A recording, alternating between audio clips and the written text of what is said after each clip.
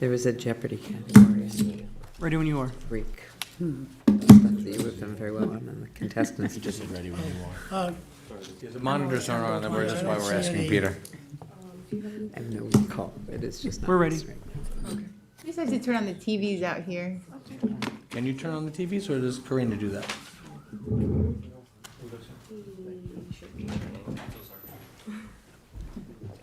Somebody stole the remote, we can't find it. Peter, can you put a ball game on this one? Tara is supposed to be training me on a new miniature. I want a ball game on this one. The ball game on? Yeah. Oh. Running. And which Big ball theory on game that would that be on December 17th? I think it's a reasonable request. Supposed to be. It's an impossible one. Okay.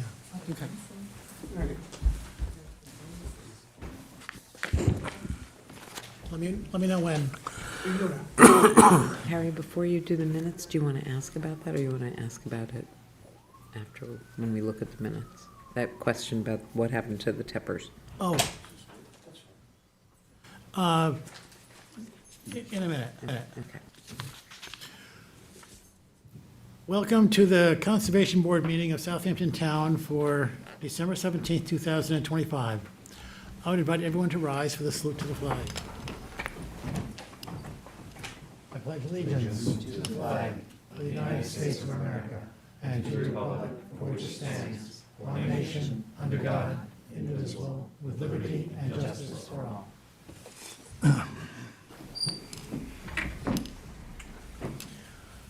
What is your pleasure on the minutes of December 3rd, 2025? Well, do we have enough, because Ann wasn't I here? wasn't we don't here, have so I enough. have to abstain. And Leslie may have been on Zoom, but I wasn't sure. I was on Zoom, Okay, that's still not so enough. I could vote on them, but there's, Let's wait, and Well, we can't, anyway, we don't have 4 people. if sunshine comes, We can. there are possibilities, so we'll wait on that one.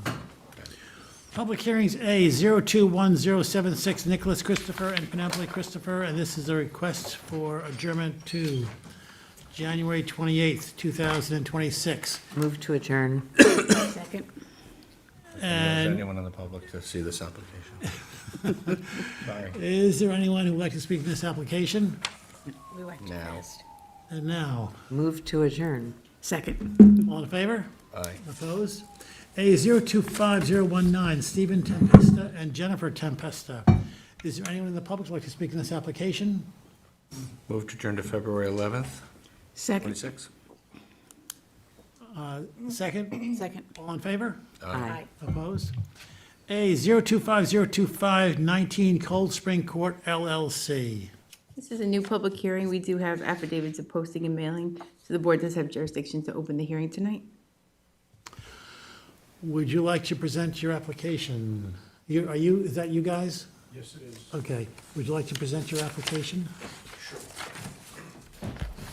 Are you handing out anything new tonight, or are we just going from what's in the file so far? I'm sorry, sir. Are you handing out anything new or updated since the file we have in front of us? Have it be wrong. No, I don't, there's not anything that I need to hand to you. I Okay. could show you, whatever. I just want to start my opening statement. First, could you identify yourself and your name? My name is and Vincent address, please? Polsinelli. I reside in Southampton also, 19 Cold Spring Court in Southampton. And we're talking about the property, which is 21 Cold Spring Court, that I also own. We own that for 30 years. And that is the application that I'm asking the board to take a look at. We want to build a home, a retirement home for me, my wife, and my children. It's a vacant piece of property. So, good evening, board members. My name is Vincent Polsinelli. My wife, Maria, is sitting here. And as teenagers, we met walking on the beach in Southampton 40 years ago. It was, but we loved so much that cold winter day, we were at the Lobster Inn restaurant, and we were out there for many, many years, but we hadn't had a home So we were at the Lobster Inn restaurant for lunch, and we looked across the water, and it was 1995, and we saw a house all boarded up. And somebody on this house painted with a blue brush the number 4 and sail on the house. So after lunch, we went around, to make a long story short, and we bought the house from a California bank. At the time, there was multiple houses on the water that were all empty and boarded up for sale in 1995. At the time, nobody had money. The papers, people were jumping off the buildings in Manhattan. They had lost their life savings. Things were very terrible at the time. But we bought the house, me and my wife, after saving for many, many years as we were young and hardworking people. And we bought the house, and 2 years later, the property next door came up for sale. It was a vacant piece. And a Gloria Dunn owned the home, or owned the property. And I said to her, Gloria, you're selling the property? She says, oh, no, we have a full building permit on the property. And I said, well, I'd like to buy it from you because I don't want a home next to us. So I bought the property from her, and I bought her building permit and her whole building envelope. But we took it and I put it in the drawer, and my thought was never to build until we retired. 30 years later, I'm standing before you now, and I'm looking to retire because we have an extended family now. My children are 26 years old. I have 2 girls and a boy. They're 26 years old, all of them. My wife gave us triplets. And I'm looking to purchase or build a house that I can retire in.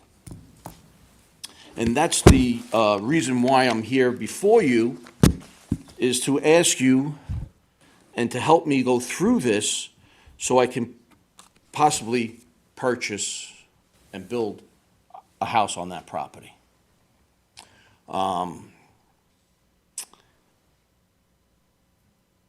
You know, I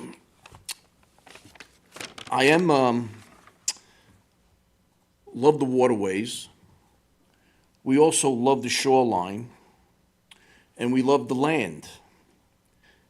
I know that because I've bought many, many clams from the clam people in the water, and I've taken those clams and I've laid them into the water's edges so I can have my clam beds. I have thousands of clams in my clam beds in front of my home.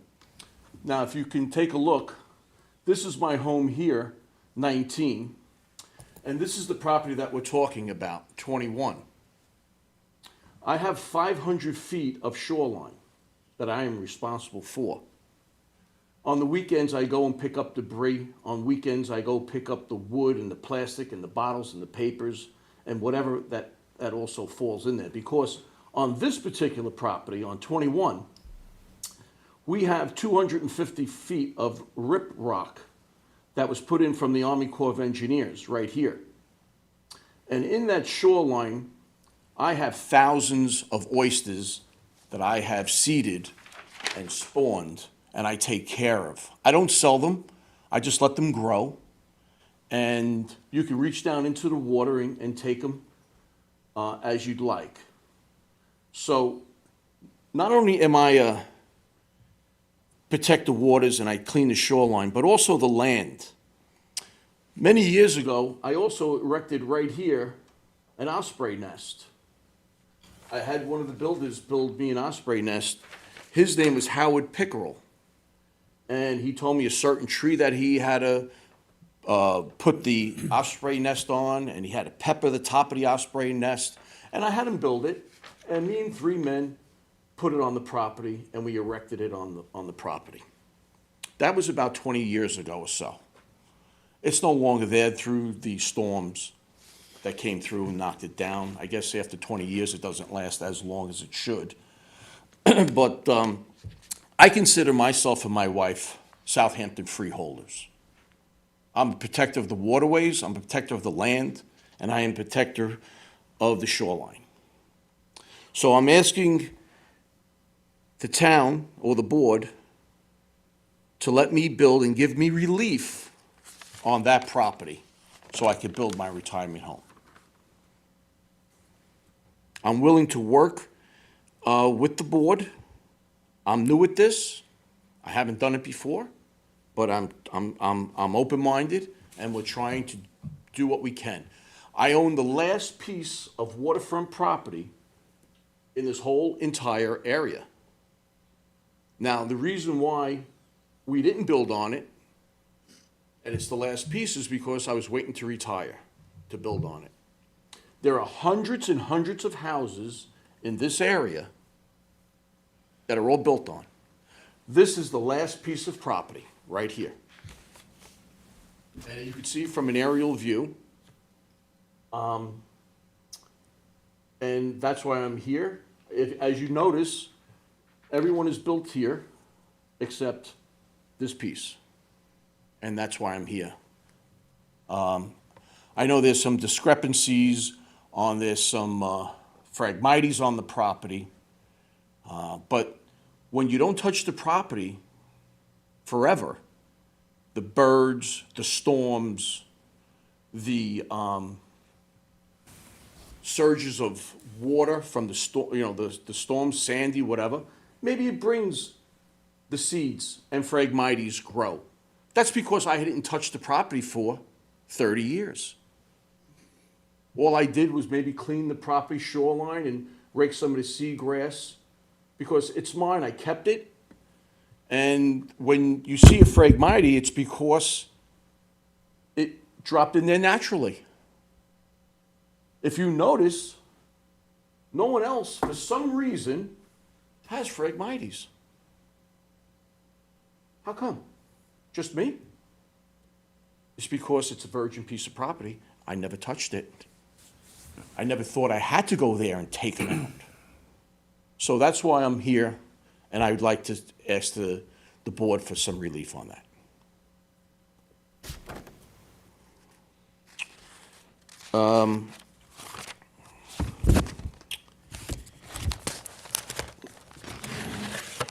I have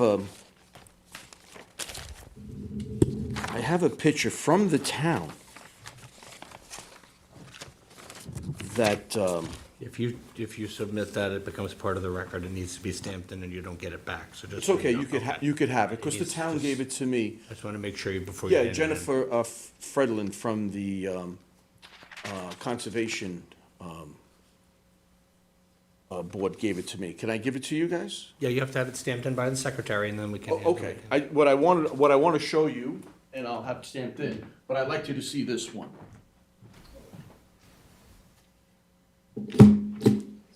Go right ahead, stamp it, that's fine. Great. Who would like to take a look at it first? You can let Marty have Yeah. it first and then we'll. Marty, you like to take a look at it?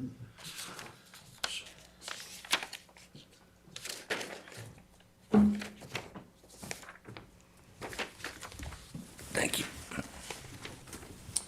So as you see, the first one is in 1976. Now, this is the town that gave this to me about a month or so ago. And then the other one is previous, 2025. The 1976 one, you can see the property is virgin. My house is not even on it yet. All you see is sand. No phragmites, no bushes, nothing. And then you see today's, which is 2025, my house, and then you see some growth. But in 1976, it was virgin flat land. So I was a little taken back when people from the town went there and said, well, there's phragmites on it, that's wetlands, it's a problem. Of course, because when you don't touch it, of course something's gonna grow. Not that it was wetlands, and you could see from the picture, the town gave that picture to me. So that's what I'm here for. I just needed some relief, and I don't wanna have, it's not an argument, it's just the visual pictures show it. And that's what I'm here for. So I'm open for if any questions, if anybody wants to ask me anything. Have you reviewed the staff's report and spoken with staff about what they're suggesting that you do in order to try to come into compliance with Chapter 325? I understand your stewardship of the property, and I think it's admirable, but we need to focus on how the property and how your plan compares with Chapter 325 and the regulations for the setbacks and the relief you're asking for. Well, if I'm not There- mistaken. It explains the distances you need to be for certain things. Well, they're asking me for 150 feet. Well, if I was 150 feet, I'd be in the middle of the street over here, in the middle of the road. So, how could anyone be 150 feet from the water to start building? I'd be down the block.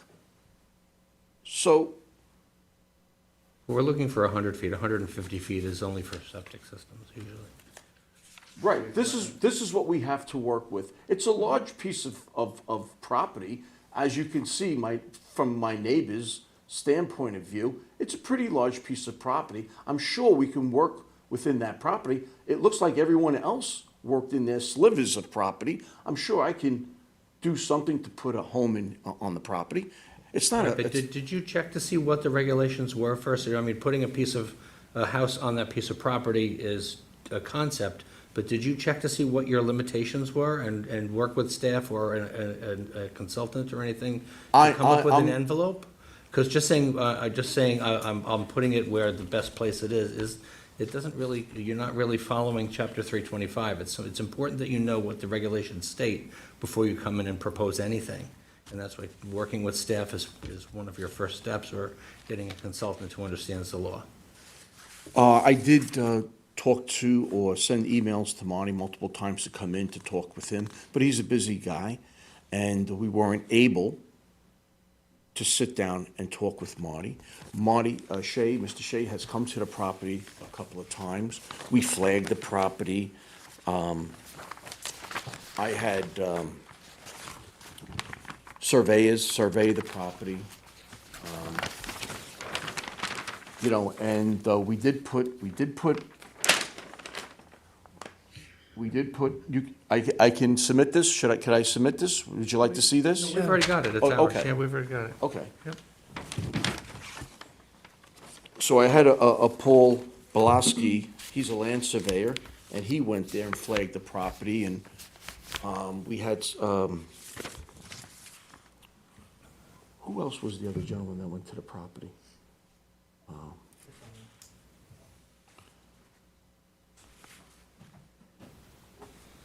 Sean Barron. He went and flagged the high water mark and the Phragmites, because it was, Marty had asked us to do that, and I did that also. So, I mean, I got professional people to go. It wasn't that I did it. I had professional people that, for many years, are in the industry, the land surveyor, and also the flagger was Sean Barron. I mean, he did it. Actually, he went twice to do it, because Marty had said and sent an email saying that he couldn't find the flags. So I had him go back and do it again. So it's been 3 times now that I've paid to have the property surveyed and flagged. Surveyors and flaggers don't help you develop a building envelope, however. So you need to find out what the workable building envelope is in order to comply with the setbacks of Chapter 325. So unless you're going to work with a consultant or with Marty, you're just going to be coming up with something, but you're not understanding what the setback requirements are. Let's, So it doesn't sound like any of this is compliance yet, so, let's, we need let's, to, let's have Marty give his Yeah. report, and then after that, you can come back and we'll have some questions and some Sure, direction. that'd be great. that would perhaps help you. Okay.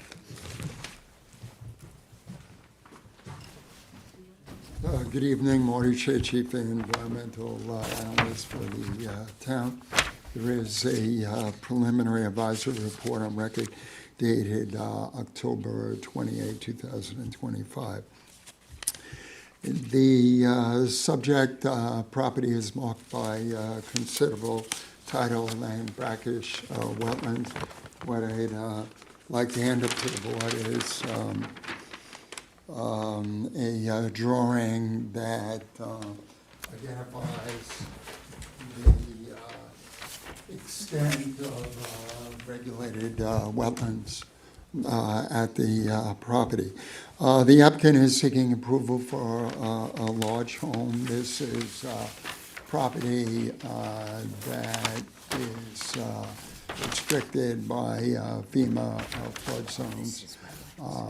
The applicant is proposing a house on a poured concrete foundation with hydrostatic flood vents, but the property is seaward of the limit of moderate wave action.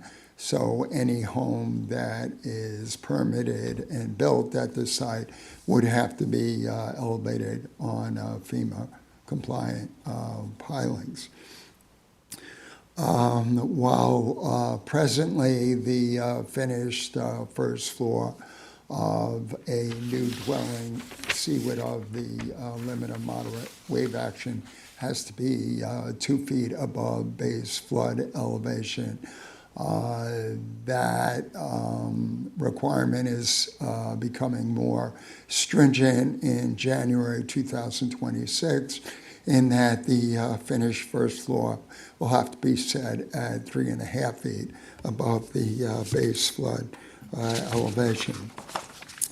Just to give you a quick summation of what's proposed, as property is a vacant lot, it is subject to stringent wetland setback and buffer requirements that obviously cannot be met at this property. So the applicant is seeking relief from the codified wetland permit issuance standards. What the code actually recommends is a minimum setback of 125 feet landward of wetlands for any construction. The code asks that the on-site wetlands be protected and that a 100-foot wide naturally vegetated buffer be established. And as was alluded to by the applicant, the code also recommends that the sanitary system be installed 150 feet landward of wetlands. As you can see by the drawing, none of these requirements can be met. Just to describe what's being proposed, the applicant is looking for this board's approval to construct a 2-story, 6-bedroom house. It would have a footprint of 3,067 square feet. They're also looking to build 375 square feet of attached garage, 683 square feet of rear patio. There's a front stoop. There's a secondary covered patio that takes in an additional 250 square feet. They'd like this board's approval to install a hot tub atop the proposed patio, and as required by the county health department, they would be installing a nitrogen-reducing innovative alternative on-site wastewater treatment system. There's considerable clearing that's proposed, about 6,500 square feet of naturally vegetated coastal woodlands and wetlands would be cleared for the purposes of development. And all of the improvements that are being planned would occur within wetlands, or at least partially within wetlands. In cases, the property, of course, is residentially zoned, and that's why the applicant is before this board to seek a permit to build. The guidance that is provided by Chapter 325 in cases of very constrained lots, it's essentially recommended that the applicant do everything practicable to minimize site disturbance and minimize the extent of wetlands and adjacent natural vegetated area that is impacted or has to be cleared for the purposes of development. The code is very specific in providing direction regarding needed wetlands protection, in that the code indicates that any wetland permit that is issued by the town needs to result in no net loss of wetlands. Obviously, the project plans that are before you would result in considerable loss of wetlands at this site. In these cases, what the code then directs applicants to do is not only come before this board with a plan that minimizes site disturbance and impact of the construction, but that the applicant also entertain creative ways of mitigating the loss of wetlands and wetland impacts.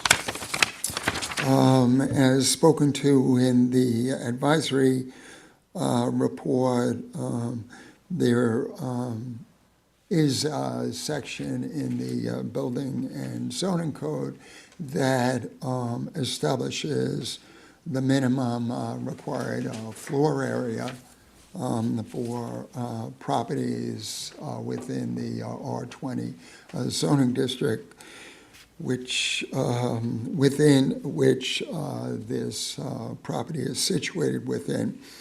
And that section of the code, which is section 330-105, sets the minimum required floor area for a one-story building or first floor at 800 square feet, and then goes on to establish the minimum required floor area for the combined two-floor area of a two-story house at 1,200 square feet, essentially indicating that if a two-story dwelling is built, which is being proposed, that the minimum footprint which the applicant should seek to establish, again, would be 600 square feet for a two-story house and 800 square feet for a one-story house. But as indicated and as shown on the survey, the applicant is planning a two-story dwelling. So that being said, this is a case where the applicant needs to go back to the drawing board and evaluate practicable alternatives for the site in the interest of minimizing clearing and site disturbance and lessening the construction footprints as much as possible. This is an application that requires considerable additional work in order to determine whether or not the standards for wetland permit issuance can be met, and whether or not it's appropriate to grant relief from those standards. Thank you. Thank you, Marty. Marty, did you have a staff sketch or anything for this, or you didn't? No. Okay.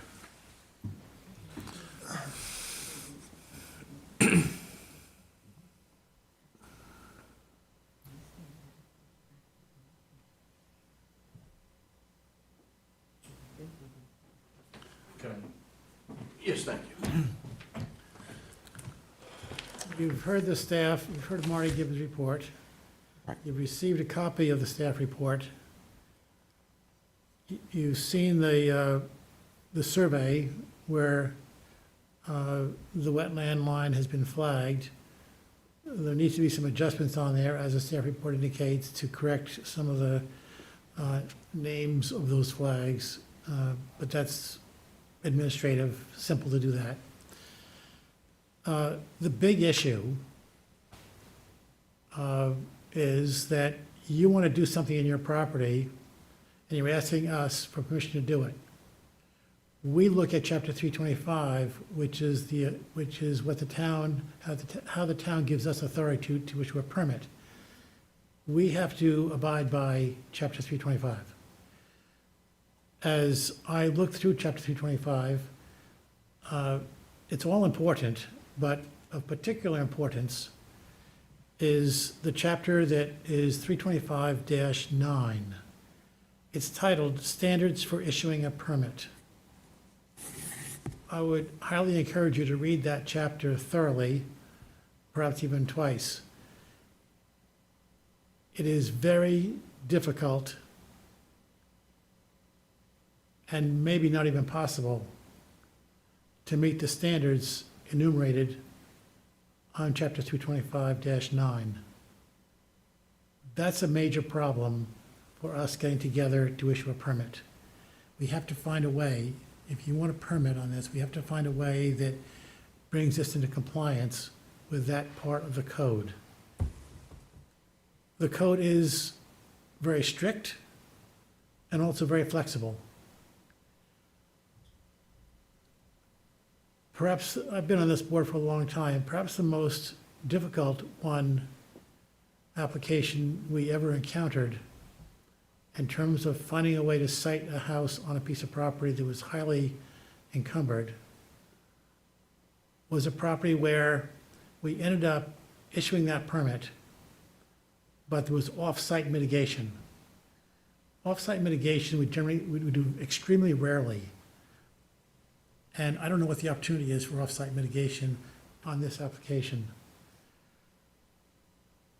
But one of the criteria for issuing a permit is 325-9-B4, and I'll read it.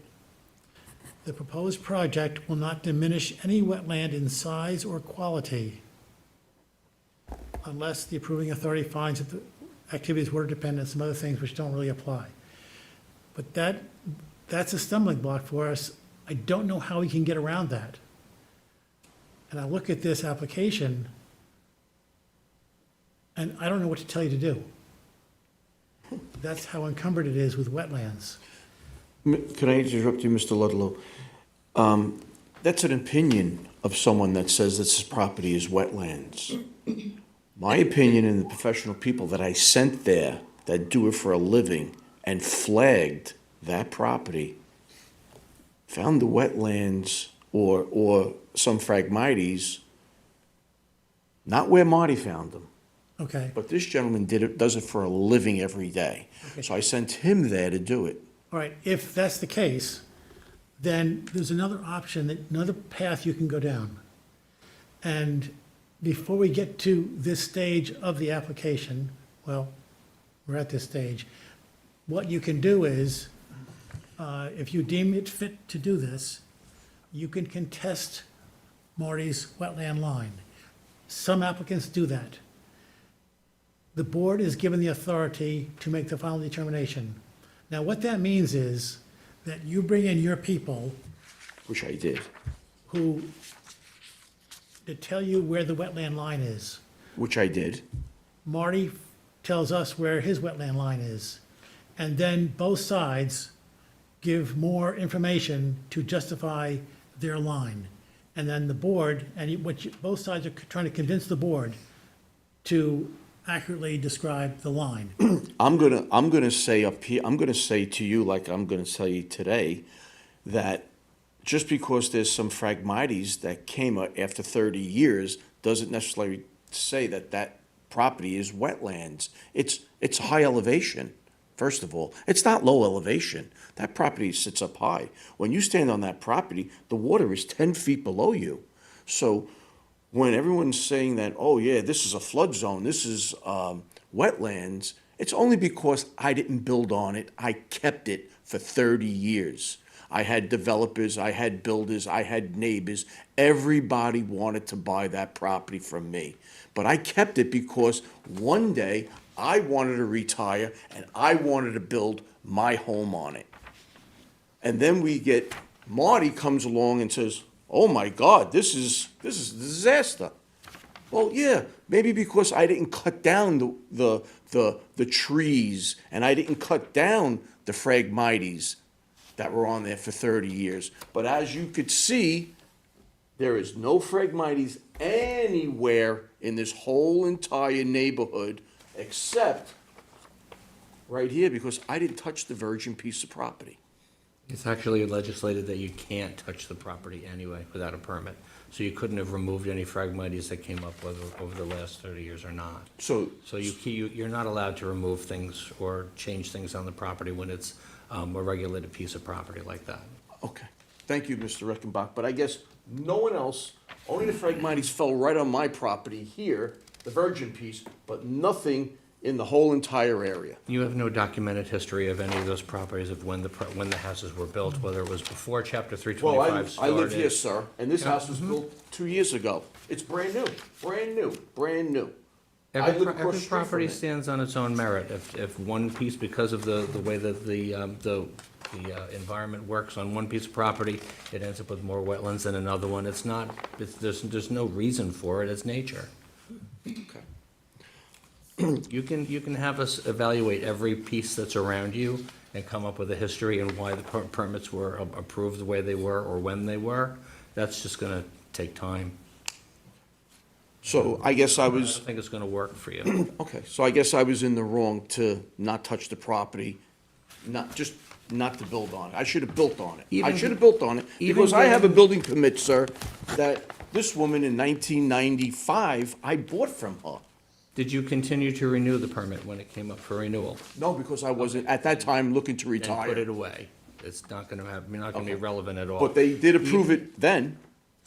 But that's then. If you didn't renew it, and even if you had renewed it, at some point when you go to build on it, if we find that the property has substantially changed and the wetland boundary has substantially changed, it becomes a whole new ball of wax anyway. What you should have done back then is just gotten a permit and built on it according to that permit back then, because regulations have changed. I've been on the board for 27 years. The regulations have changed a lot, and it's gotten more strict. But if you had built on it 27 years ago, you would have had a lot less stringent law. The wetlands wouldn't have been as pervasive, and we wouldn't be standing here now. Well, I guess I should have retired You waited 27 and the years ago. wetlands grew, and you're at a property that's practically unbuildable, in my opinion. Let's move from Okay. here forward. If, in fact, Marty's wetland line is incorrect, and you and your people convince the board, then there are other options. To get to that place, I would encourage you to consult the law 325-6C. I'll read it for you, just to give you an overview of it. Okay. So you get an idea of what has to get done. The wetland boundary, as determined by the chief environmental analyst, Marty, shall be presumptively correct. So right now, this board takes his line as being correct. If you want to change that, this is what comes next. In the event that there is a dispute with regard to the location of any wetland boundary between the location of the boundary as identified by the chief environmental analyst and the location of the boundary as mapped by the applicant, the approving authority shall consider evidence at the public hearing from the applicant and the chief environmental analyst concerning the location of the boundary. The approving authority shall establish the final location of the boundary as part of its decision to approve with modifications or conditions, or deny the issuance of the permit. So at this stage, if you want to contest that boundary, you have a right to do that. The onus is on you to convince this board that your line is correct, and we should agree to that rather than Marty's line. You will have an opportunity to do that. We'll adjourn the hearing to a later date. You'll need some time to put that together.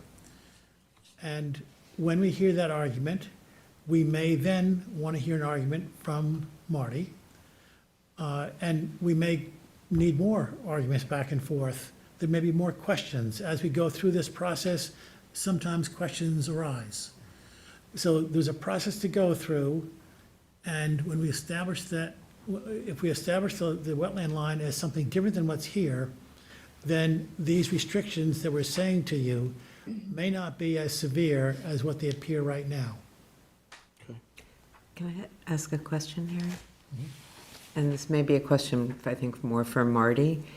Looking at the survey that shows the wetlands as flagged by Sean Barron, even if that was correct, we'd still be dealing with buffer issues, right? It's a, do you understand what I'm asking? The edge of the house I see is 20 feet In from, response to your question, if the board deemed that the wetland boundary as flagged by Sean Barron was correct, yes, the applicant would still need to seek significant relief from the required wetland construction and buffer setbacks to build on this lot.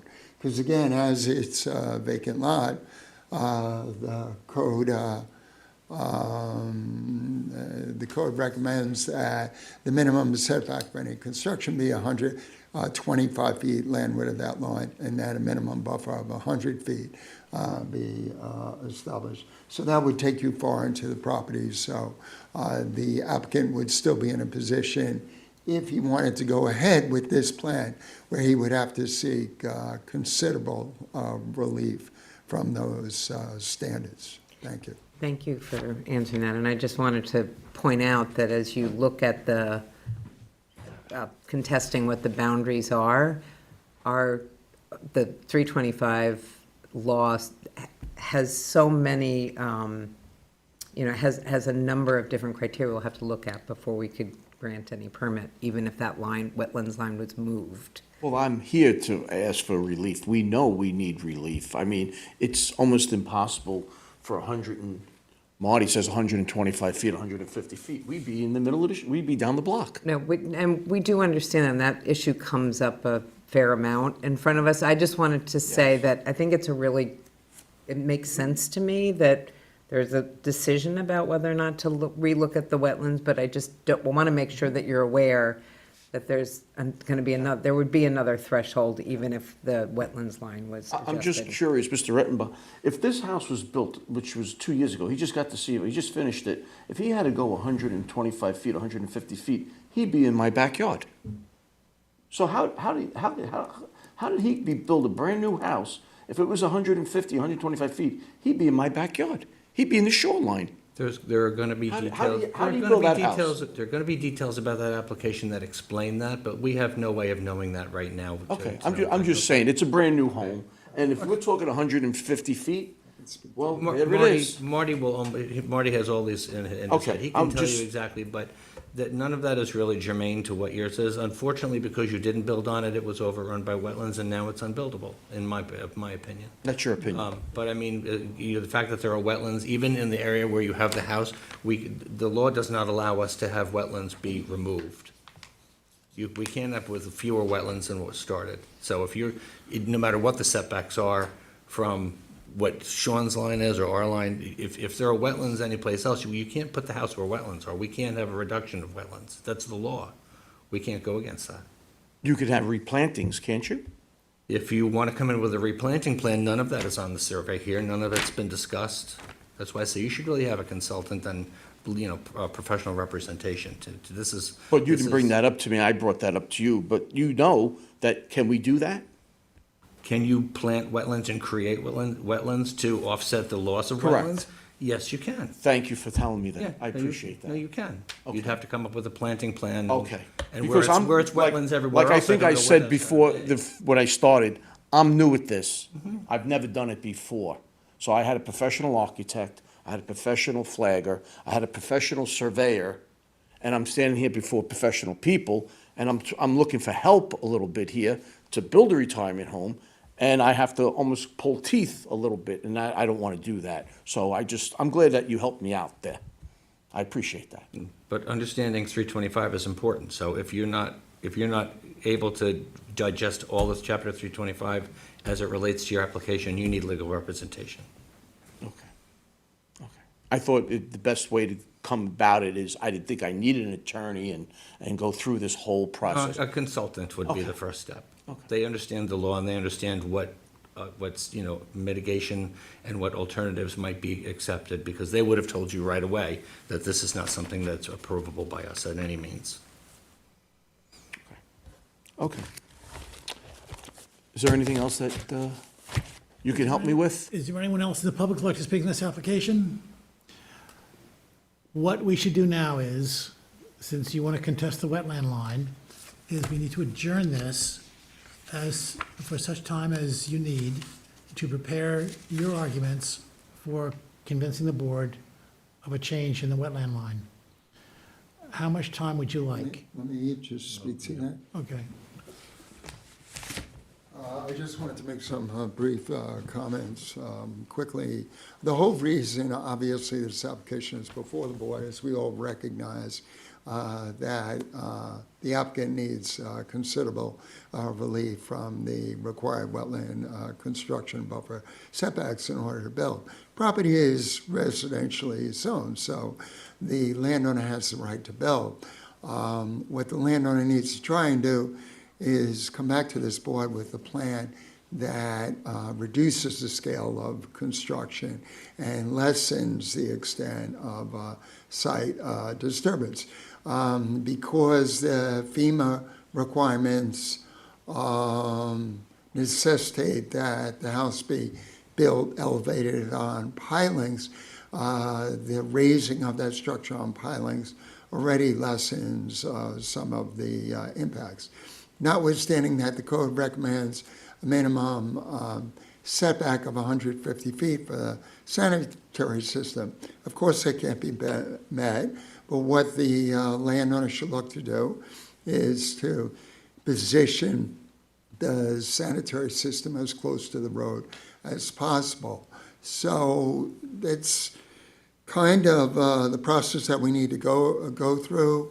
The landowner needs to take some time to consider whether or not he's willing to come forward with a plan that calls for a smaller home and less site disturbance on this property.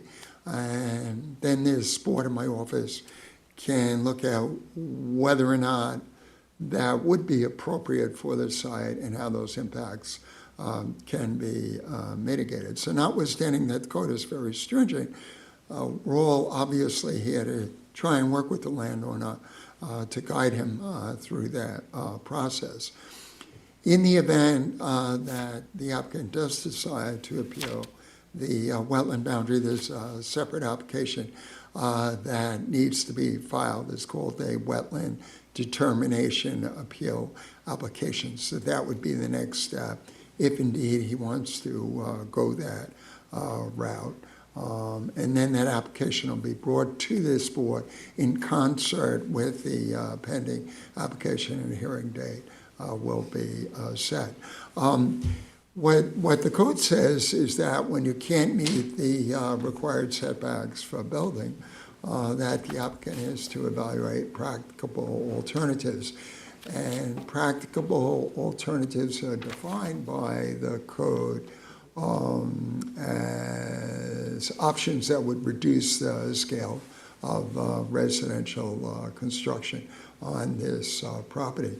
So, if the applicant wants to proceed with appealing the wetland boundary determination at this time, that's fine.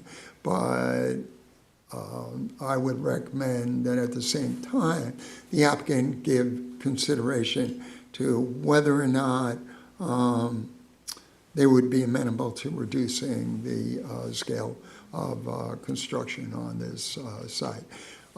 As part of that process, we would look at how the impacts can be mitigated on-site, maybe off-site. So it's kind of a process you have to go through. But because the requirements of the code are very stringent,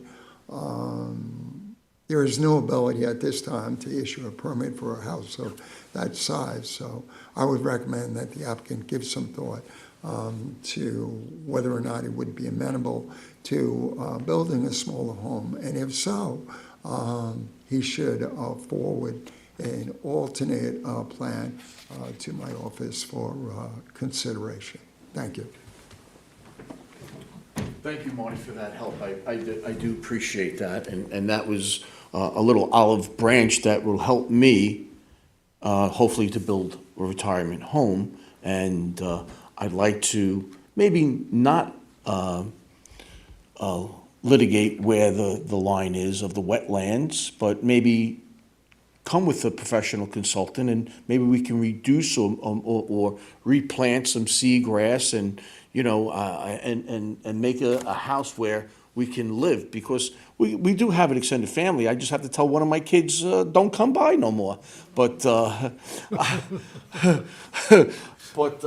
would like to work with Mart, and we tried, and we can. And if we can set up maybe another meeting, maybe in February sometime, maybe I'll have more things prepared. We can maybe put a smaller footprint together, and maybe I can do something where we can have some plantings, whatever Marty suggests. He's the professional. I'm the new guy here. So if we could do some plantings and make it work, that would be great.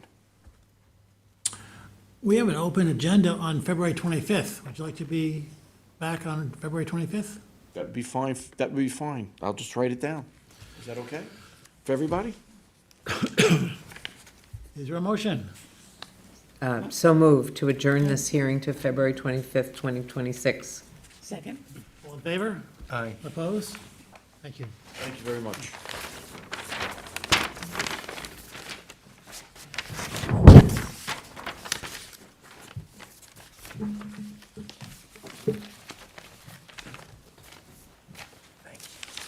No, I'm not.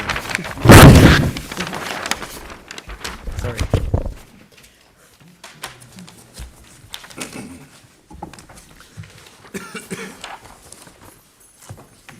Advisory reports for the zoning board of appeals. 11 Westwood LLC. Marty Shagan, Chief Environmental Analyst for the town. This is pending variance application before the zoning board of appeals for property at Westwood Drive in the hamlet of Noyak. There are several recommended advisory comments. The first provides some history by indicating that Conservation Board Wetland Permit Number CB 23029 was issued on May 22nd, 2023, and subsequently transferred and renewed through administrative wetland permits in order to allow for residential redevelopment, conditioned upon establishment of a covenanted wetland preservation area and restored naturally vegetated wetland non-disturbance non-fertilization buffer in accordance with the survey prepared by Michael Emmer, dated January 5, 2021, with the latest revision date, as well as in accordance with a native flora restoration plan that's referenced as well. Second comment indicates that the landowner has subsequently submitted modified plans to my office for consideration. And it goes on further to indicate that a comparative review of this latter survey against the survey that was filed with the pending variance application indicates that the project plans that were forwarded to the zoning board and have since been forwarded to this office for comment have indeed since been modified so as to increase the closest wetland setbacks from 31 feet to 40 feet for the planned renovated and new decks. Mention is made that notwithstanding the receipt of a revised survey, both the revised survey and the survey that's pending before the zoning board are both incomplete, as they are not depicting the required covenanted wetland preservation area, naturally vegetated buffer. The establishment of those restricted preservation zones was a condition of the wetland permits that were previously referenced.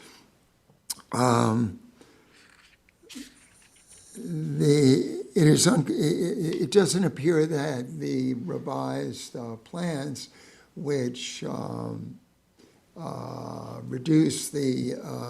which increase the wetland setbacks, have actually yet been submitted to the zoning board.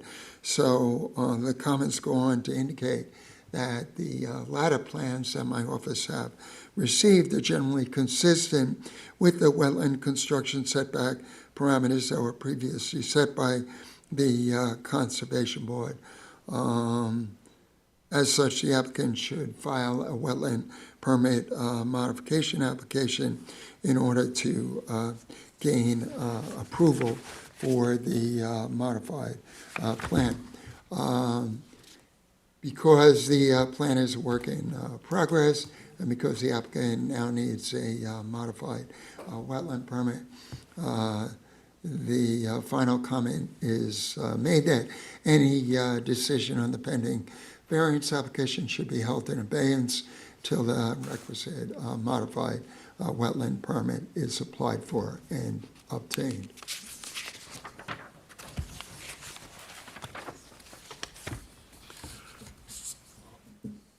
Move to send comments to the ZBA. Second. Zoning. All in favor? Aye. Opposed? 162 Job's Lane LLC. It's a pending variance application before the zoning board of appeals for a vacant lot where residential development is proposed on Rose Hill Road in the hamlet of Watermill. There are two brief comments. The first is that the planned two-story dwelling, as depicted on the survey, which was filed with the zoning board, for which a front yard setback variance is being sought, is located greater than 200 feet landward of the nearest town regulated wetlands, thereby leading to the second comment, which indicates that no town wetland permits are required for this project. Move to send those comments to the zoning board of appeals. Second. All in favor? Aye. Opposed? Jason Flom. There are recommended brief advisory comments for this pending variance application for residentially developed property at Bay Street in the hamlet of North Sea. Those comments are as follows. First, indicates that the proposed living area expansion, inclusive of basement conversion to finished area within the existing two-story dwelling fronting the Little Peconic Bay, does not require a town wetland permit. Second, the second comment indicates that a covenanted naturally vegetated wetland non-disturbance, non-fertilization buffer has already been established immediately seaward of the residence in order to offset wetland impacts. And thirdly, all of the planned improvements at the subject property have already been authorized pursuant to administrative wetland permit number WAP 23057, which was issued on September 14, 2023. Move to send those comments to the zoning board of appeals. Second. All in favor? Opposed? LA Luxury Construction, Inc. This pending variance application relates to a residentially zoned lot where a new home is being proposed, which has already received an administrative wetland permit. So the first comment confirms that the planned residential improvements, which a variance is being sought, have already been authorized pursuant to an administrative wetland permit, which was issued on January 23, 2025. Second comment makes clear that the requisite minimum wetland building and buffer setbacks are being met by the planned home expansion. Accordingly, no significant adverse wetland impacts are anticipated to occur as a consequence of the authorized work. Motion to send these comments to the zoning board of appeals. Second. All in favor? Aye. Opposed? The administrative wetland permits are in your packets. Resolution to waive public hearing and grant conditional approval. 140 Hayground Cove Road Partners. Is there a motion to waive the public hearing? So moved. Second. Resolved that the Town Conservation Board hereby waives the public hearing requirement pursuant to Chapter 325, Section 325-80 of the Town Code. All in favor? Aye. Opposed? Is the grant conditional approval part of that same action, or do we have That's- to take separate? Separate action. That was the first, waiving the public hearing is the first action. The next is approving a resolution, or voting on a resolution of approval.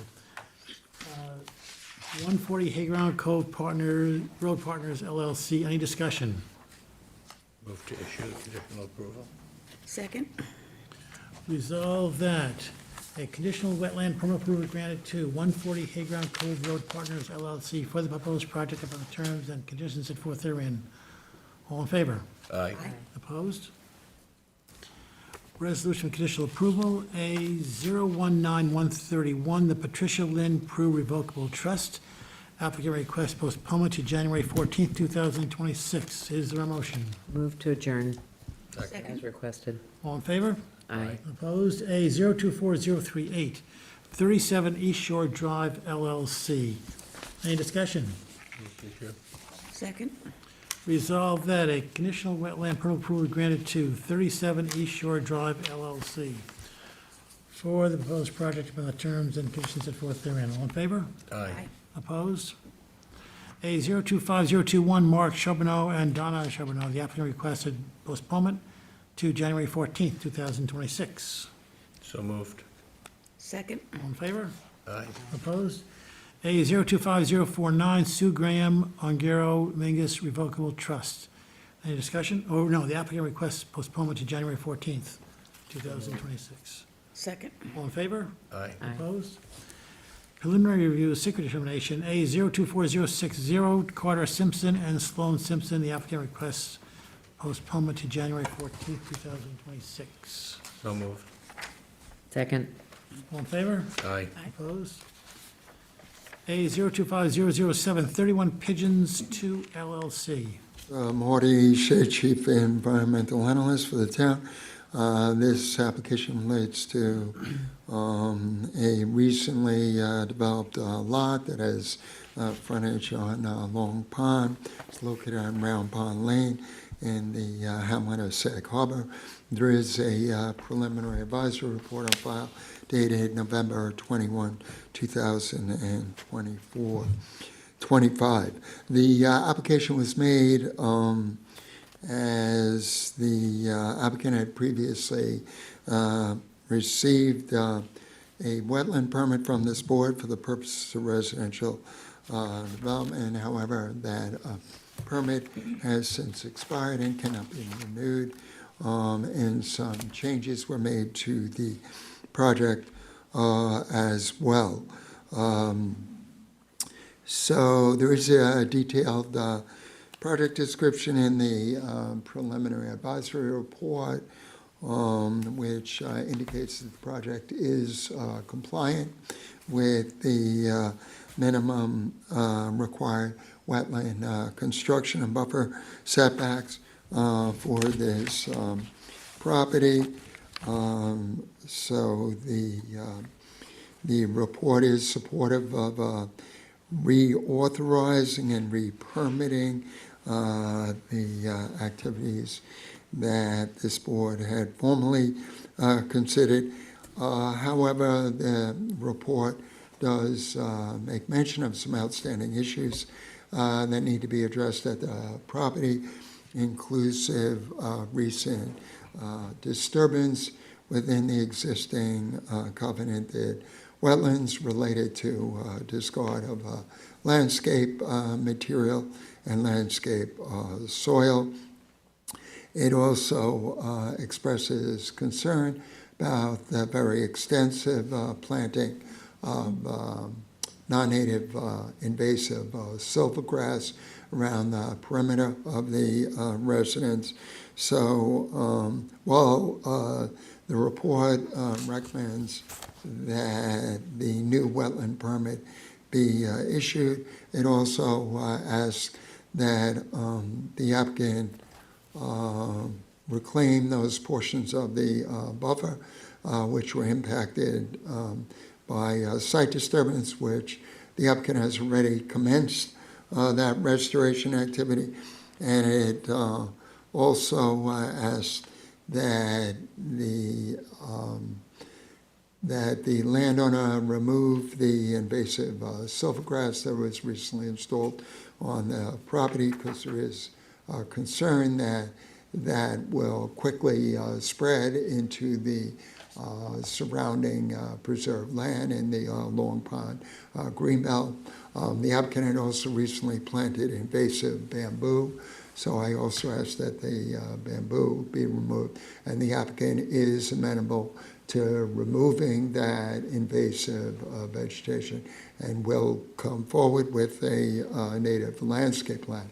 The native landscape plan will also ensure that the property is compliant with the clearance standards that are applicable in the Aquifer Protection Overlay District. So this is an application for which we have sufficient information to make a determination. As such, I'm recommending that the hearing requirement be waived. Move to waive the public hearing. Second. Resolved that the Town Conservation Board hereby waives the public hearing requirement pursuant to Chapter 325, Section 325 -8E of the Town Code. All in favor? Aye. Opposed? A 025033, Gregory S. Little. This application relates to a residentially developed property on John Terrace in the hamlet of East Quogue. There is a preliminary advisory report on file dated September 22nd, 2025.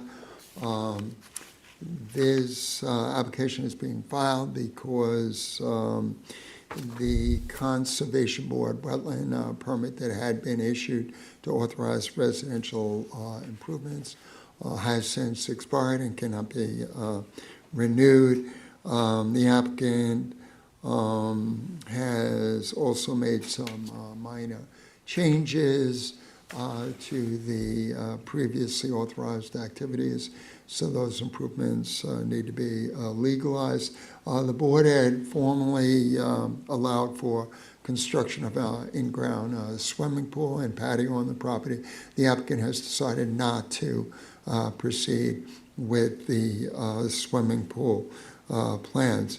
The prior permit was conditioned upon the establishment and restoration of a covenanted naturally vegetated buffer. The buffer at this property is exemplary. The landowner has done an excellent job, not only restoring the affected lands, but managing invasives and installing supplemental native vegetation. There's a minor encroachment by a wire fence that's going to be corrected, and there are some other minor activities that have occurred close to the buffer, but it is a compliant buffer.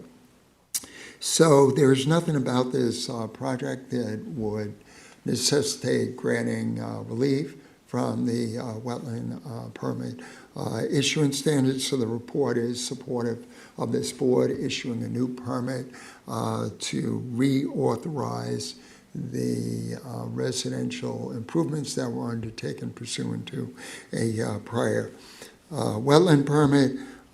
There is sufficient information to make a determination. There's no indication of public interest in the project. As such, there is a resolution before you to waive the public hearing.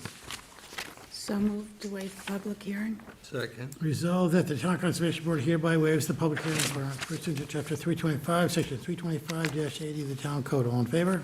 Aye. Opposed? A 025041, Bruce Nierenberg. This application relates to residentially developed property on Clearview Drive in the hamlet of Noyak. There is a preliminary advisory report on file dated December 17, 2025.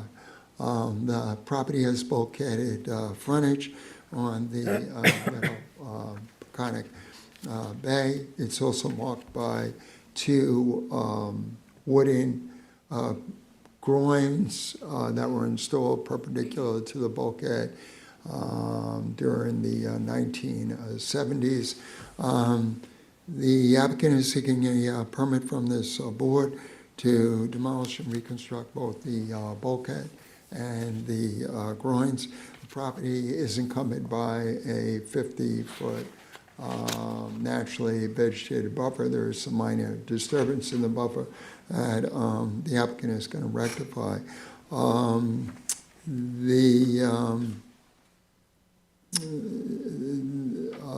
Although the report indicates that armoring inclusive of bulkheading has had significant adverse impacts on the Little Peconic Bay wetlands historically, there are no practical alternatives to reconstructing the bulkhead, as the bulkhead is situated between other bulkheads.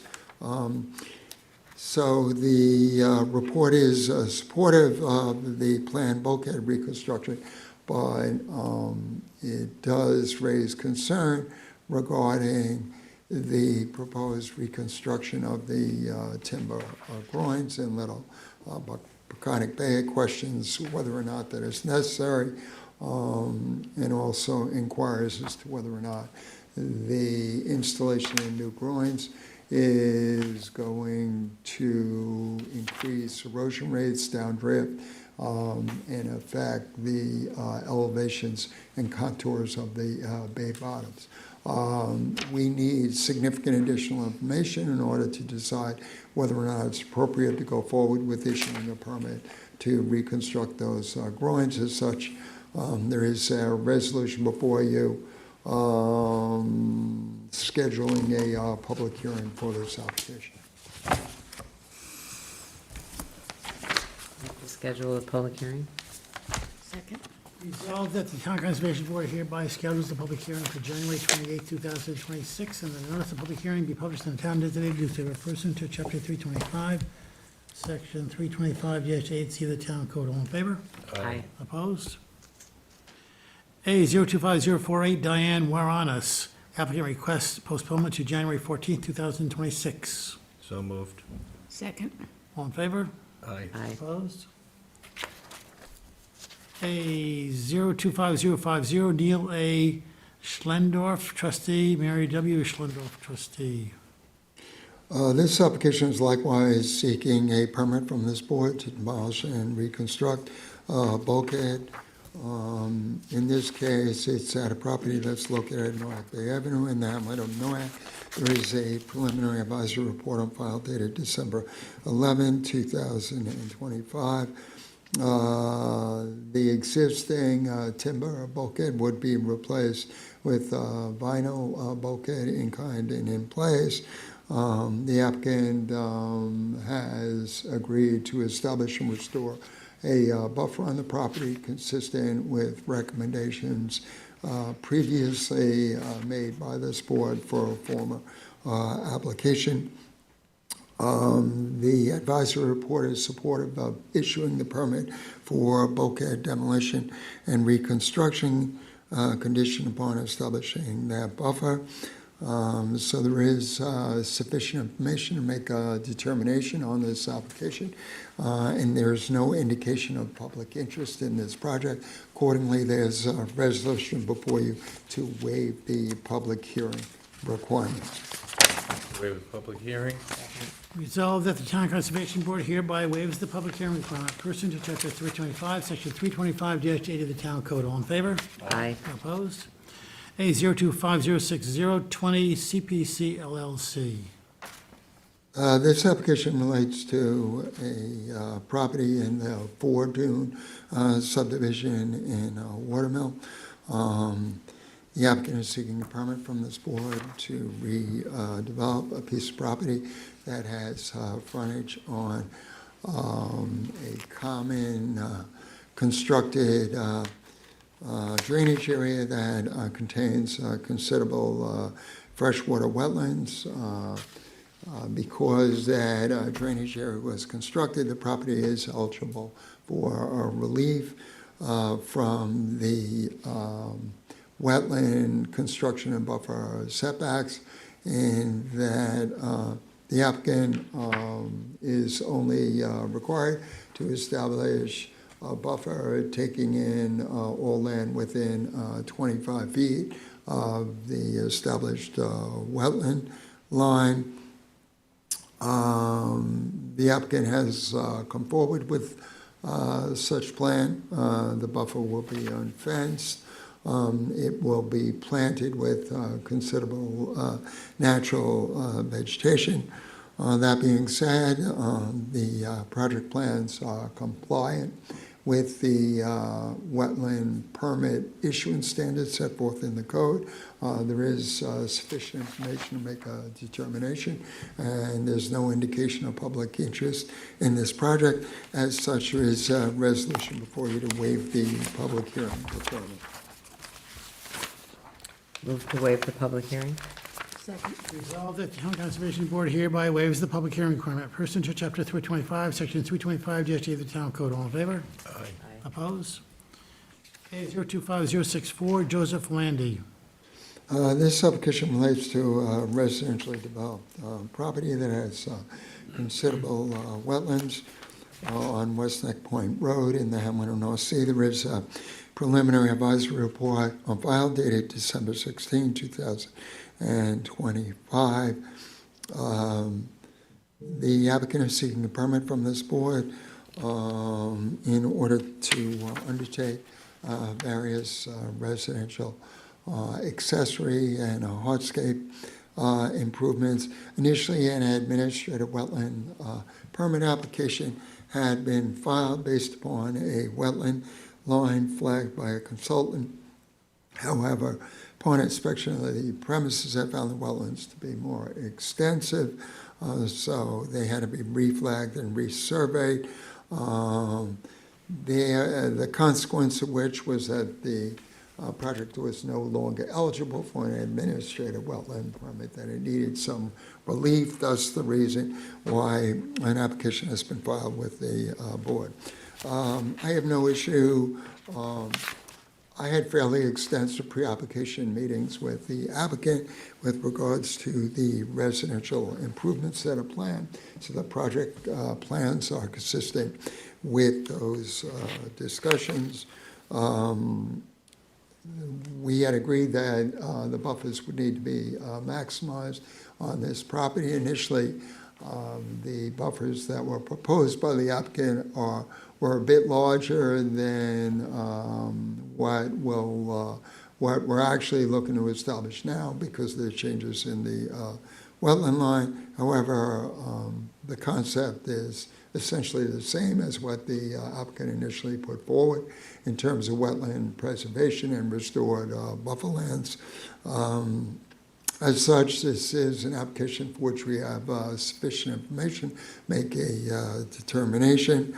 and there's no indication of public interest in the project. Accordingly, there is a resolution before you to waive the public hearing So requirement. moved. Second. Resolved that the Town Conservation Board hereby waives the public hearing requirement pursuant to Chapter 325, Section 325-80 of the Town Code. All in favor? Opposed? Resolution issue modification, CB 19076, 191-219, Mineola LLC. Any discussion? Move to issue. Second. Resolved that a conditional wetland permit approval granted, modification be granted to 191-219 Mineola LLC for the proposed project on the terms and conditions set forth therein. All in favor? Aye. Opposed? CB 20033, Tiana HB LLC. Any discussion? Move to issue. Second. Resolved that a wetlands permit modification be issued to Tiana HB LLC for the proposed project upon the terms and conditions set forth therein. All in favor? Aye. Opposed? CB 24026, Whitehall Capital Investors PE LLC. Any discussion? Move to issue. Second. Resolved that a conditional, that a wetlands permit modification be issued to Whitehall Capital Investors PE LLC for the proposed project upon the terms and conditions set forth therein. All in favor? Aye. Opposed? CB 24042, Brian Farrell, trustee. Any discussion? Move to issue. Second. Resolved that a wetlands permit modification be issued to Brian Farrell, trustee, for the proposed project by the terms and conditions set forth therein. All in favor? Aye. Opposed? Before we adjourn, Ah, Marty, at the last meeting, we postponed discussion of the Tepper application on Halsey Lane, and I didn't, until today, and I'm curious whether or not there's been any action on that. It should have been on our agenda, I think. I was not made aware that you had postponed discussion of an application at the last meeting, as I was not in attendance at the last meeting. I had assumed that you had recommended that that application be conditionally approved. You're talking about the one on Halsey Road? Yeah, I'm just reading from the minutes. I was actually participating by Zoom, and the minutes that we didn't approve this time reflect that we postponed review until today. So maybe there was some kind of mix-up, and I don't know if we just need to, I'll have to revisit that application, and if indeed it needs to come back before this board, it'll go on for the next meeting. or maybe the minutes need to be corrected and the board did approve it. So just take a look at that one. Move to adjourn. before we do that, Yes, sorry. It's just, if it is a Tepper application, before we do that, the minutes may stand corrected. According to the agenda of the last meeting, we did issue a conditional approval for that application. And there was one other application. This is, I mean, the minutes say, I'm just looking at the minutes, right? So it says that a motion was made by Ms. Gums and seconded by Mr. Hine to postpone further review of the application until December 17th, 2025. So you're saying For Alex Tepper? for Alex Tepper and Fran Tepper, 61 Halsey Road. That's an error. We reviewed that, we approved conditional approval on that last meeting. yeah, I don't But recall wasn't there there a- being any, Wasn't there a second one with the same situation? That was the only one I checked off. There might have, Okay. there was, I think the others were all dealt with today. That was I the was only not one aware that of there being any specifically says. significant issues with that application. No. The applicant was amenable No, it to just- all my recommendations, and it's actually since come forward with a revised plan, which I indicated is being approved, so I'll have to revisit that.